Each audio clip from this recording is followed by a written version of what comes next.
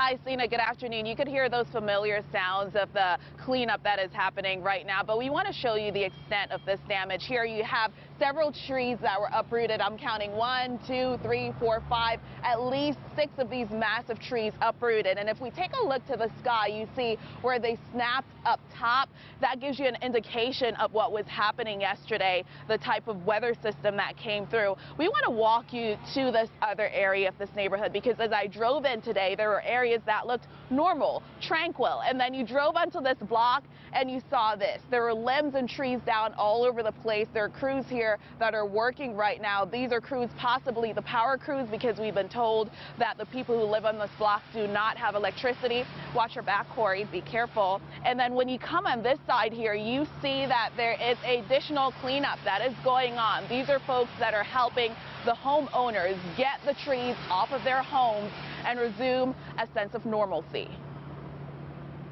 This Bowie neighborhood is in utter shock after a fast-moving and furious storm literally ripped through their community. It's crazy. It just came out of nowhere.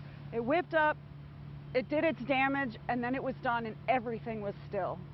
It was very, very eerie. Homes in Bridal Place were pummeled by the storm Tuesday afternoon. A tree slammed into the Martinez's home. And I looked outside and the trees were completely horizontal. Photojournalist Corey Selgren took his camera inside and recorded the extensive damage left behind. James Martinez, who was actually, from what his mother told me, he was in his room taking a nap.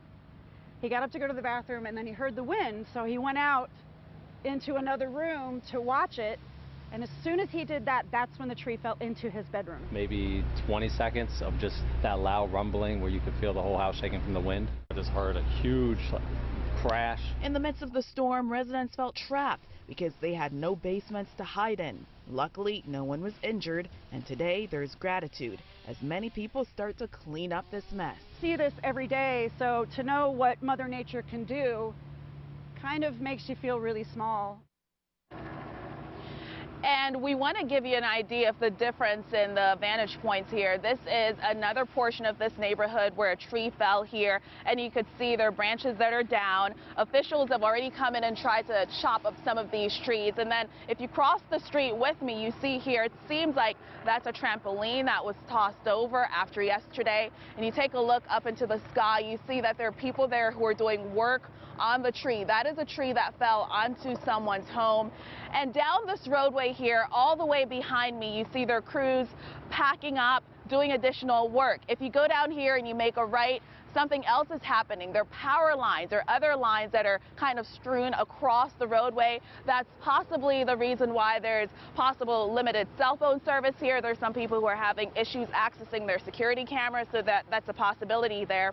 And we also know that there are many people in this neighborhood who do not have electricity, except for the one lady who told us that she has solar panels and she's asking her neighbors to come on over with all of their produce so that those things won't spoil. Of course, WJZ has been here since yesterday. We will continue to be here all day today. We'll have additional coverage for you coming up on WJZ starting at 4. Reporting live in Bowie, Ava Joy Burnett for WJZ.